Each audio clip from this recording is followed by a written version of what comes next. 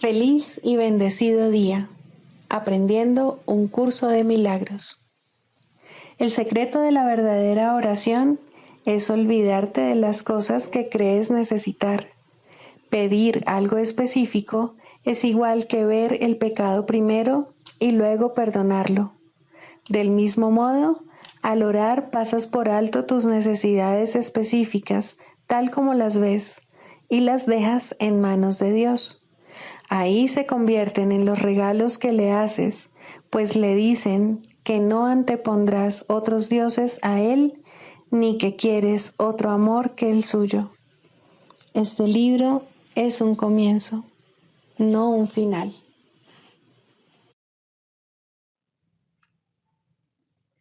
Del prefacio, que postula, párrafo 2.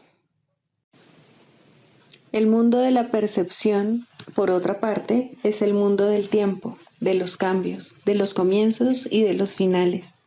Se basa en interpretaciones, no en hechos. Es un mundo de nacimientos y muertes, basado en nuestra creencia en la escasez, en la pérdida, en la separación y en la muerte.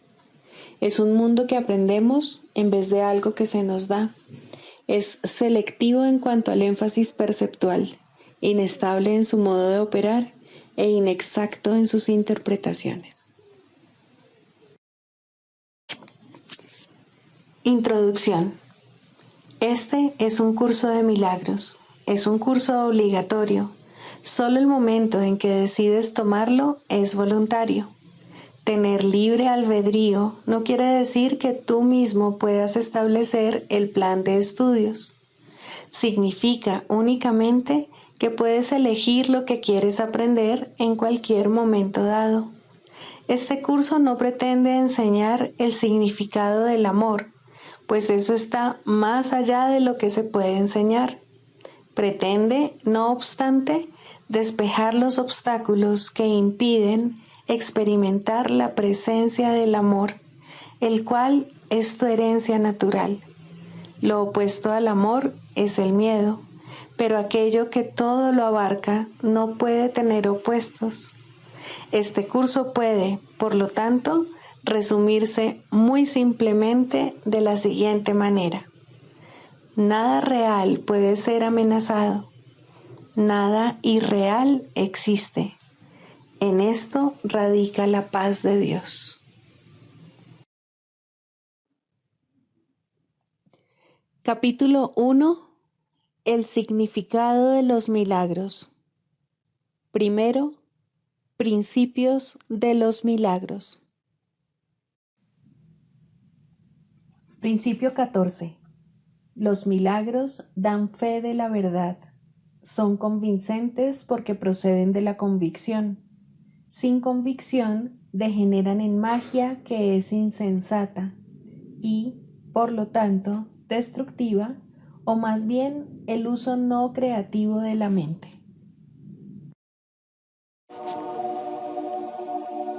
Capítulo 20. La visión de la santidad. Primero, la Semana Santa. Hoy es Domingo de Ramos, la celebración de la victoria y la aceptación de la verdad. No nos pasemos esta Semana Santa lamentando la crucifixión del Hijo de Dios, sino celebrando jubilosamente su liberación. Pues la Pascua de Resurrección es el signo de la paz, no del dolor.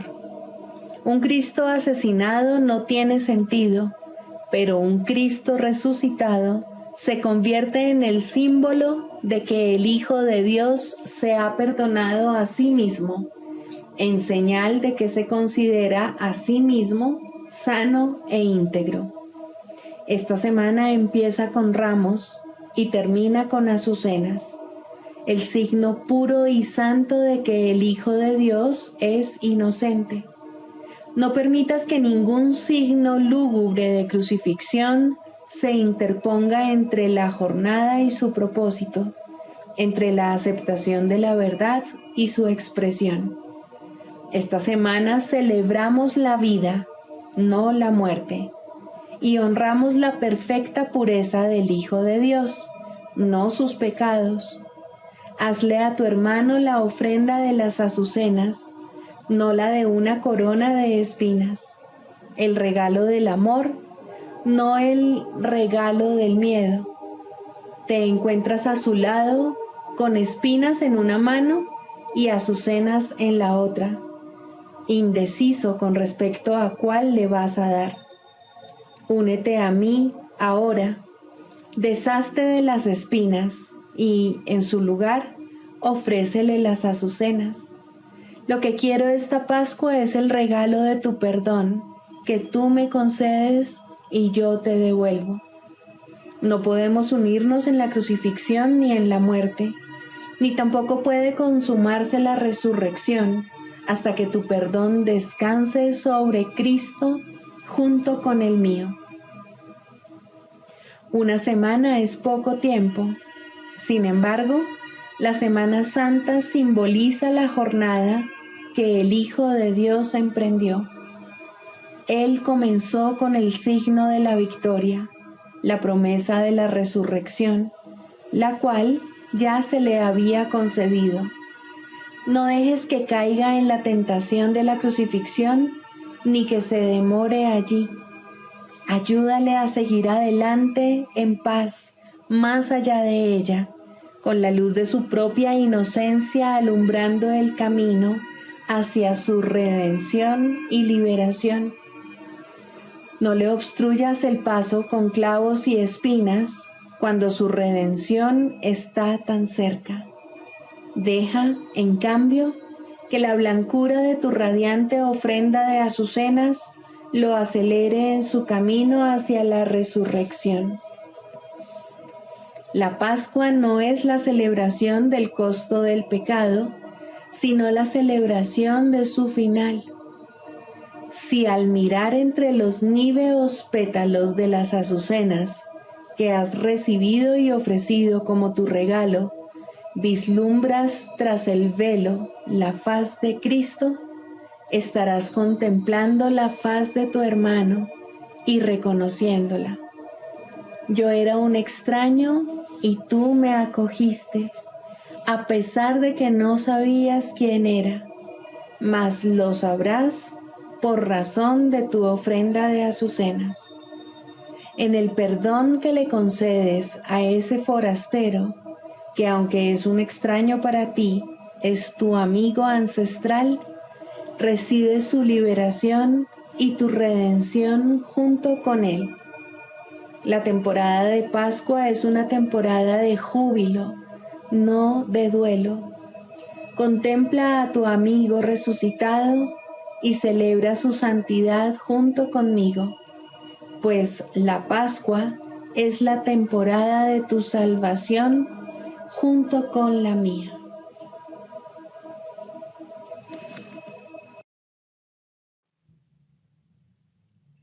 Libro de ejercicios, lección 27. Por encima de todo, quiero ver. La idea de hoy expresa algo más fuerte que una simple resolución. Le da prioridad a la visión por encima de todos tus demás deseos. Quizá te sientes indeciso con respecto a si usar esta idea o no, debido a que no estás seguro de si eso es lo que realmente quieres. Eso no importa. El propósito de los ejercicios de hoy es aproximar un poco más el momento en que esta idea sea completamente verdadera para ti. Puede que sientas una gran tentación de creer que se te está pidiendo algún tipo de sacrificio cuando dices que por encima de todo quieres ver. Si te sientes incómodo por la falta de reserva que esta idea entraña, añade: la visión no le cuesta nada a nadie. Si el temor a perder algo aún persiste, di además: tan solo puede bendecir. Necesitas repetir la idea de hoy muchas veces para obtener el máximo beneficio. Se debe repetir por lo menos cada media hora e incluso más si es posible. Puedes intentarlo cada 15 o 20 minutos. Se recomienda que al despertarte o poco después establezcas un horario fijo, según el cual vas a repetir la idea de hoy, y que trates de adherirte a él durante todo el día. No te será difícil hacerlo, aun si estás conversando u ocupado en otra cosa cuando llegue el momento de repetirla. Siempre se puede repetir una frase corta silenciosamente sin que ello interfiera en nada. Lo que realmente importa es con qué frecuencia te vas a acordar. ¿Hasta qué punto quieres que esa idea sea verdad? Si contestas una de estas preguntas, habrás contestado la otra. Probablemente te saltarás algunas prácticas o tal vez muchas. No dejes que eso te perturbe, pero sí trata de adherirte al horario establecido de ahí en adelante. Si sientes que una sola vez durante todo el día fuiste completamente sincero al repetir la idea de hoy, puedes estar seguro de que con ello te habrás ahorrado muchos años de esfuerzo.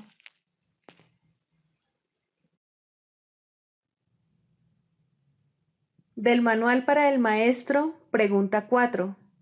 ¿Cuáles son las características de los maestros de Dios? 7. Generosidad.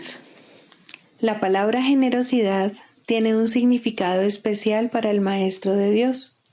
No es el significado usual de la palabra. De hecho, es un significado que tiene que aprenderse, y aprenderse muy bien. Al igual que todos los demás atributos de los maestros de Dios, esta se basa, a fin de cuentas, en la confianza, puesto que sin confianza nadie puede ser generoso en el verdadero sentido de la palabra. Para el mundo, generosidad significa dar en el sentido de perder.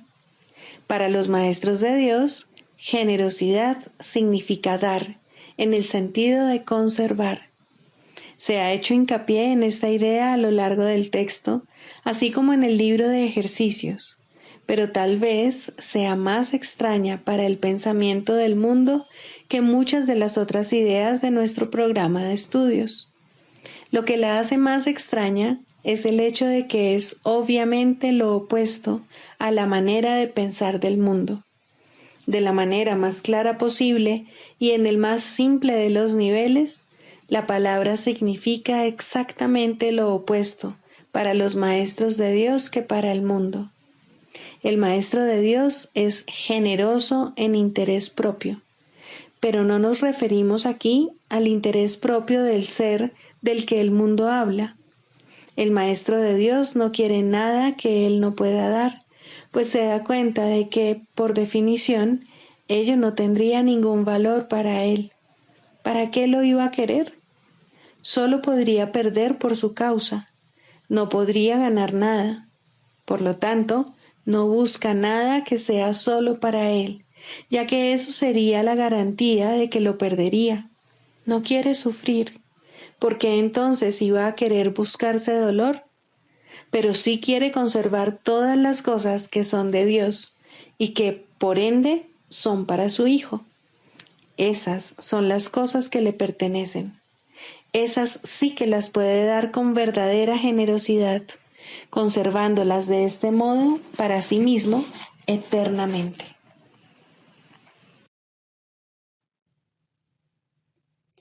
Manual para el Maestro, 27. ¿Qué es la muerte? La muerte es el sueño central de donde emanan todas las ilusiones. ¿No es acaso una locura pensar que la vida no es otra cosa que nacer, envejecer, perder vitalidad y finalmente morir?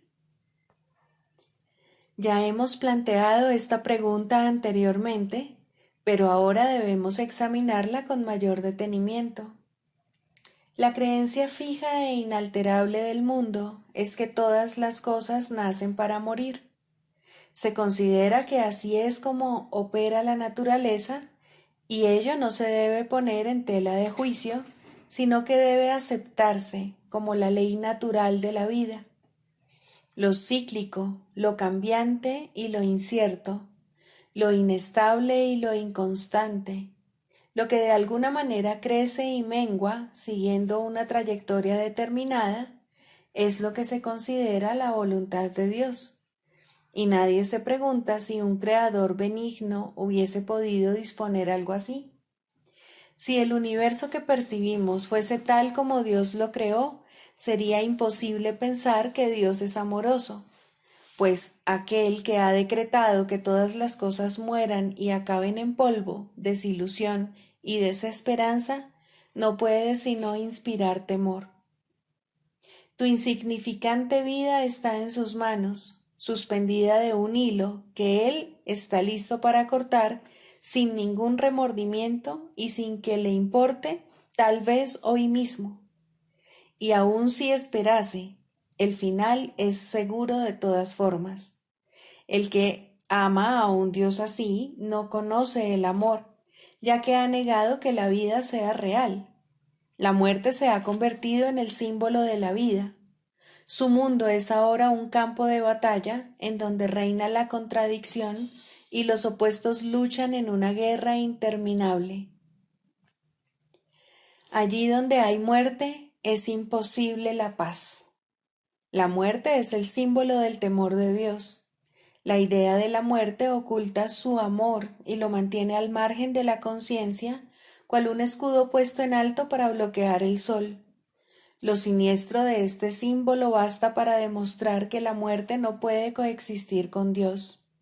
La muerte presenta una imagen del Hijo de Dios en la que ésta acaba descansando en paz, en los brazos de la devastación, donde los gusanos lo esperan para darle la bienvenida y así prolongar un poco más su propia existencia gracias a su muerte. Mas los gusanos están igualmente condenados a morir, y de esta forma todas las cosas viven gracias a la muerte. En la naturaleza, el devorarse unos a otros es la ley de la vida. Dios está loco y solo el miedo es real. La extraña creencia de que una parte de las cosas que mueren puede seguir existiendo separada de lo que muere, tampoco proclama a un Dios amoroso, ni vuelve a sentar las bases para que se tenga confianza. Si la muerte es real para una sola cosa, la vida no existe. La muerte niega la vida, pero si la vida es real, lo que se niega es la muerte. En este caso no puede haber transigencia alguna. O bien existe un Dios de miedo, o bien uno de amor. El mundo intenta hacer miles de transigencias al respecto y tratará de hacer 1000 más. Ni una sola puede ser aceptable para los maestros de Dios, ya que ninguna de ellas sería aceptable para Dios. Él no creó la muerte, puesto que no creó el miedo. Para él, ambas cosas están igualmente desprovistas de sentido.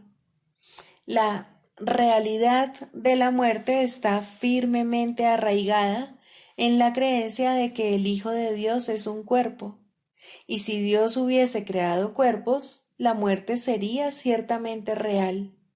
Pero en ese caso, Dios no sería amoroso. Ningún otro punto ilustra en forma tan clara el contraste que existe entre la percepción del mundo real y la del mundo de las ilusiones. Si Dios es amor, la muerte es, de hecho, la muerte de Dios, y por lo tanto, su propia creación no puede sino temerle. Dios no es su padre, sino su destructor, su vengador, no su creador. Sus pensamientos son aterradores y su imagen temible. Contemplar sus creaciones es morir. El último enemigo destruido será la muerte. Por supuesto que sí. Sin la idea de la muerte no habría mundo. Todos los sueños acabarán con éste. Esta es la meta final de la salvación, el fin de todas las ilusiones. Y todas las ilusiones nacen de la muerte. ¿Qué puede nacer de la muerte y tener vida? Por otra parte, ¿qué puede originarse en Dios y morir? Las inconsistencias, las transigencias y los ritos que el mundo fomenta en sus vanos intentos de aferrarse a la muerte y al mismo tiempo pensar que el amor es real, no son más que necios trucos mágicos que no tienen sentido ni eficacia. Dios es eterno, al igual que todas las cosas creadas en Él. ¿No ves que de no ser así, Él tendría un opuesto y el miedo sería tan real como el amor? Maestro de Dios, tu única tarea puede definirse de la siguiente manera.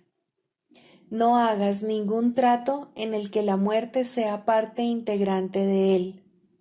No creas en la crueldad, ni permitas que el ataque oculte la verdad de ti. Lo que parece morir tan solo se ha percibido incorrectamente y se ha llevado al campo de las ilusiones. De ahí que tu tarea sea ahora permitir que las ilusiones sean llevadas ante la verdad. Mantente firme solo en esto. No te dejes engañar por la realidad de ninguna forma cambiante. La verdad no cambia ni fluctúa, ni sucumbe ante la muerte o ante la destrucción. ¿Y cuál es el final de la muerte? Nada más que esto, el reconocimiento de que el Hijo de Dios es inocente ahora y siempre. Nada más que eso, pero no olvides que tampoco es menos.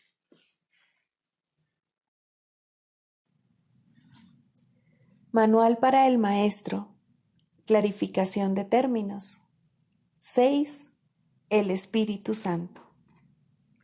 Jesús es la manifestación del Espíritu Santo, a quien Él invocó para que descendiese sobre la tierra después de su ascensión al cielo, es decir, después de haberse identificado completamente con el Cristo, el Hijo de Dios tal como Él lo creó.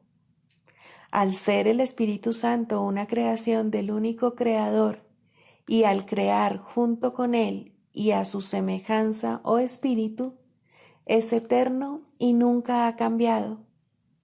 Fue invocado para que descendiese sobre la tierra, en el sentido de que entonces se hizo posible aceptarle y escuchar su voz. Su voz es la voz de Dios y, por lo tanto, ha adquirido forma.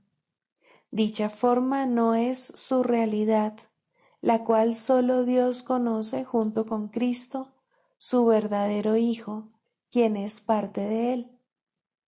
Al Espíritu Santo se le describe a lo largo del curso como aquel que nos ofrece la respuesta a la separación y nos trae el plan de la expiación, al asignarnos el papel especial que nos corresponde desempeñar en dicho plan y mostrarnos exactamente en qué consiste.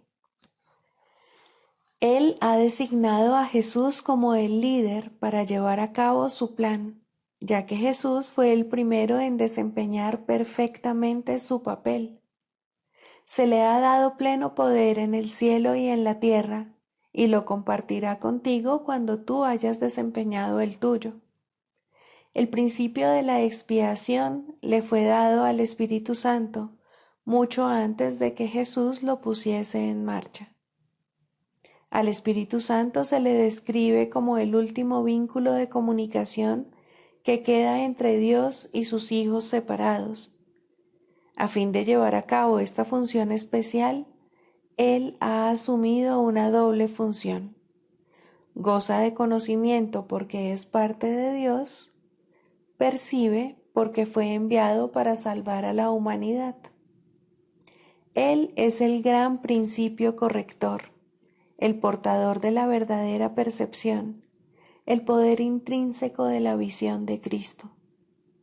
Él es la luz en la que se percibe el mundo perdonado, en el que solamente puede verse la faz de Cristo.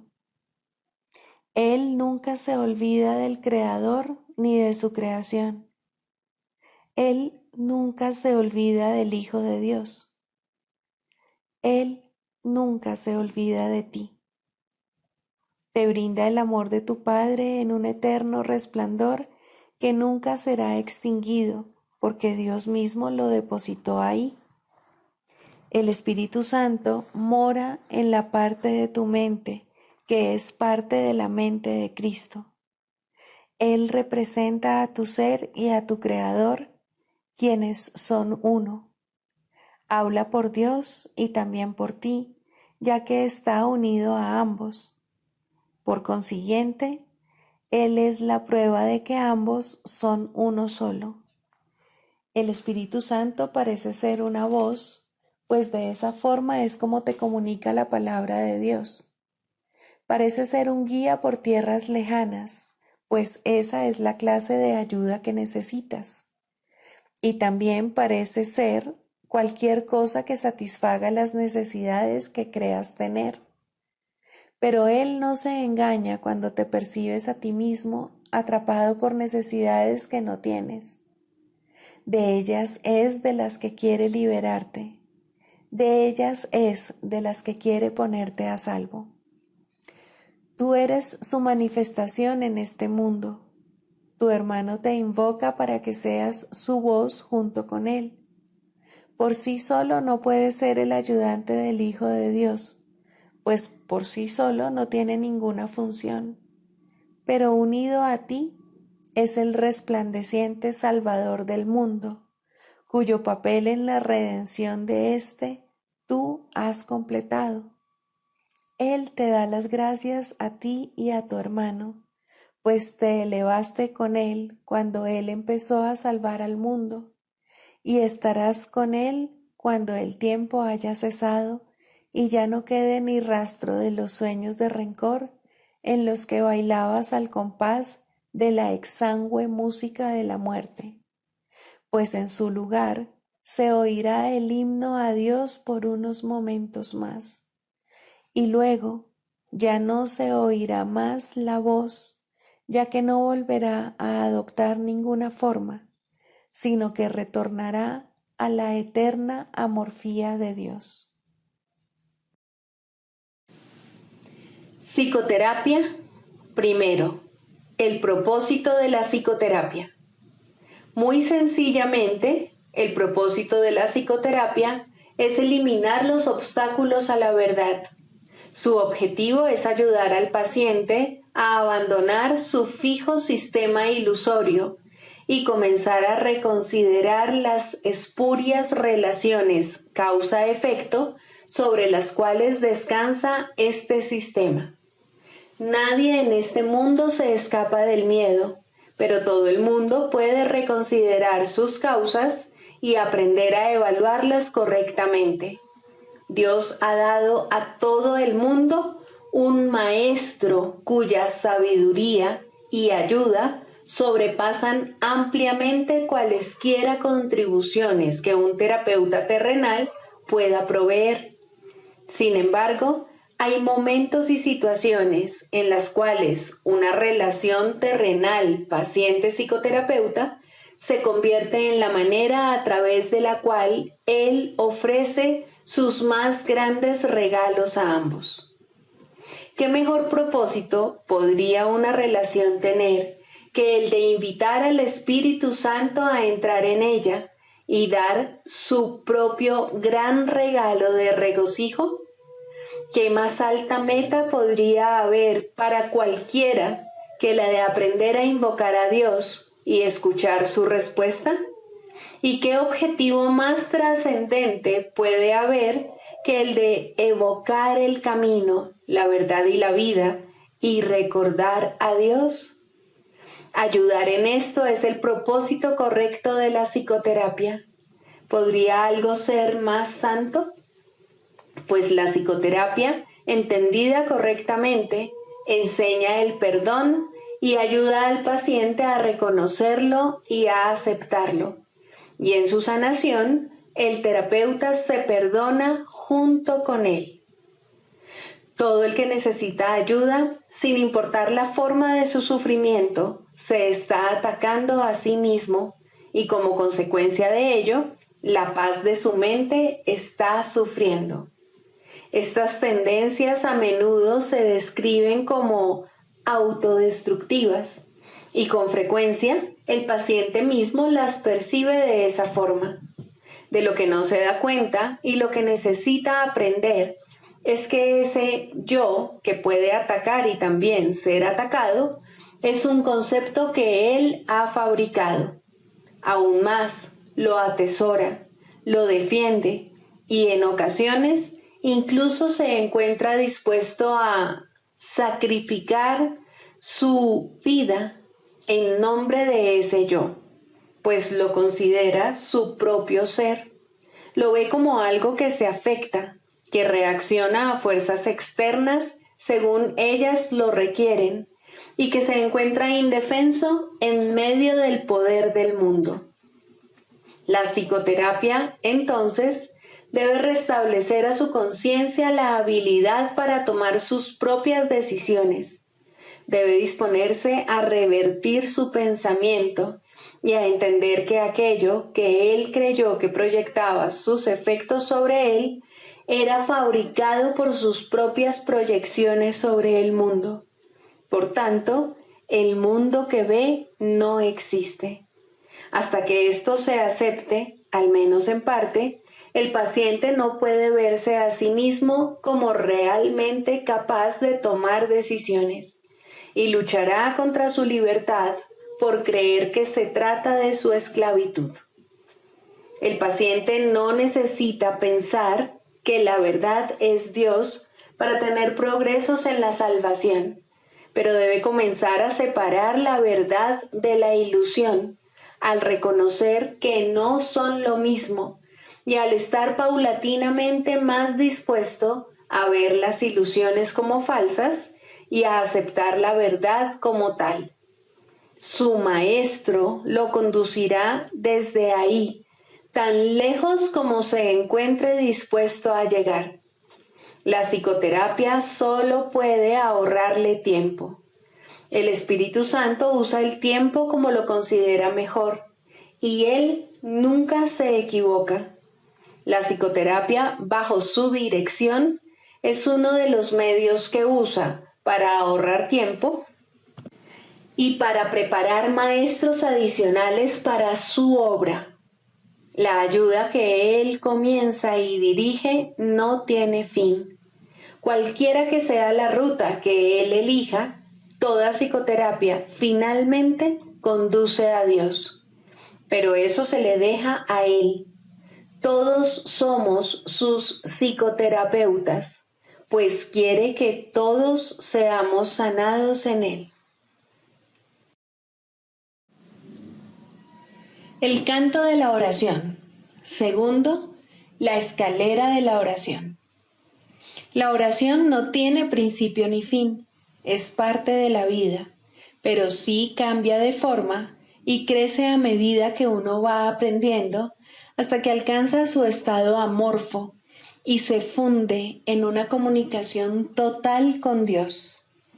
En su aspecto peticionario, no necesita apelar a Dios, que de hecho rara vez se hace, y ni siquiera entraña creencia alguna en Él. En estos niveles, la oración es un simple desear que surge de un sentido de carencia y escasez.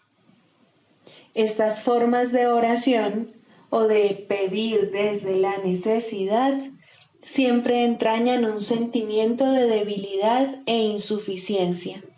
Nadie, pues, que esté seguro de su identidad, podría orar de esta manera. Pero no es menos cierto que nadie que no tenga certeza sobre su identidad puede evitar hacerlo. La oración es tan continua como la vida. Todo el mundo ora sin cesar. Pide y ya has recibido, pues has determinado qué es lo que quieres. Es posible, asimismo, alcanzar una forma más elevada de pedir desde la necesidad, puesto que en este mundo la oración es reparadora y, por lo tanto, entraña niveles de aprendizaje. En este caso, la petición puede ser dirigida a Dios con verdadera fe, pero aún sin comprensión.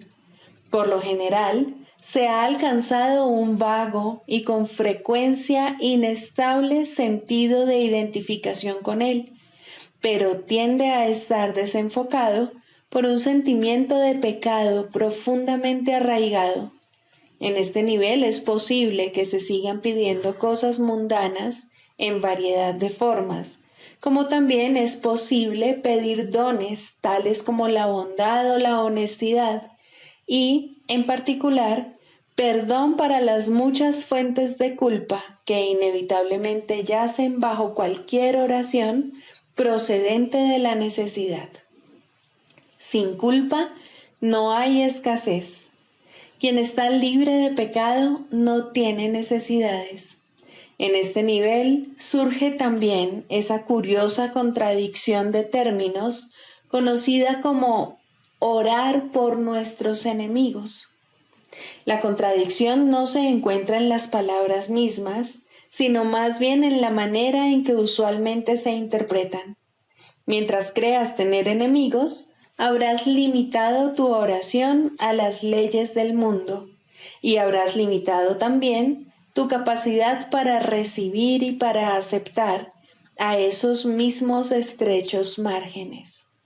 Sin embargo, si tienes enemigos, tienes necesidad de oración y una gran necesidad, por cierto. Entonces, ¿qué significa realmente la frase? Significa que debes orar por ti para que no busques aprisionar a Cristo y así perder el reconocimiento de tu propia identidad.